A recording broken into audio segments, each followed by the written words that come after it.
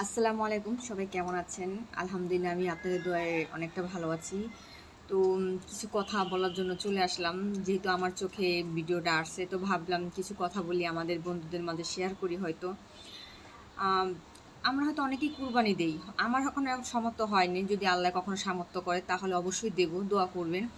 তো এই ভিডিওটা আমার পাশে মানে আমার সামনে আসলো, তাই এই ভিডিওটা দেখে আমার খারাপ লাগছে, তাই আমি কথাগুলো বলতে আসলাম। যারা কুরবানি দেন তারা অনেকেই আপনাদের পাশে আসে বা কাছে আসে মাংস নেওয়ার জন্য। আপনার ২ টুকরা ৩ টুকরা মাংস দেন, এটাকে কুরবানি বলা হয় না। ঠিক আছে, আপনি ১০ জনের জায়গায় ৫ জনকে দেন, আধা কেজি করে মাংস দেন।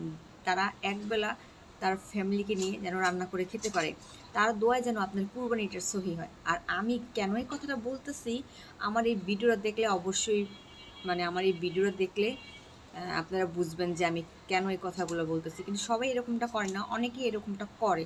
আমার এই ভিডিওটা দেখুন, তারপরে আপনাদের মতামত কি, মানে মতামত কি হয় সেটা আমাকে অবশ্যই জানাবেন কমেন্ট করে।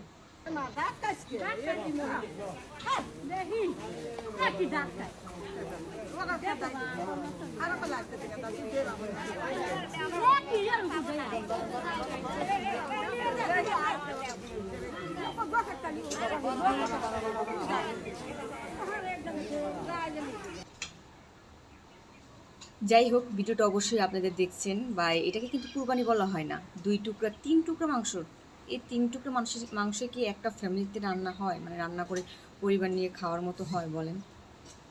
তো আপনারা যারা কুরবানি দেন তাদেরকে একটাই রিকোয়েস্ট করব, ১০ জন ২০ জন দিতে হবে না, ৫ জন দেন, ৬ জন দেন। বড় গরু হলে ১০ জনকে দেন, আধা কেজি করে মাংস দেন, তার ফ্যামিলিকে নিয়ে খেয়ে যেন আপনার জন্য দোয়া করে। ঠিক আছে, জানি আপনার কুরবানি, তাদের দোয়াও আপনার কুরবানিটা সহি হয়। এটাকে কুরবানি বলা হয় না। কারণ আপনারা কুরবানি দেন দেখেই আশেপাশে মানুষগুলো আপনাদের বাসায় যায় মাংস নেওয়ার জন্য, কারণ আপনাদের কারণেই তারা খেতে পারে। কিন্তু এইভাবে যদি আপনারা মাংস দেন, তাহলে কিভাবে তাদের ফ্যামিলিকে নিয়ে খাবে বলেন?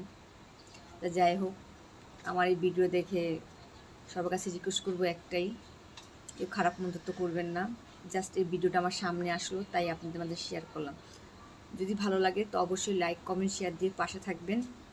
সবাইকে ধন্যবাদ। আসসালামু আলাইকুম।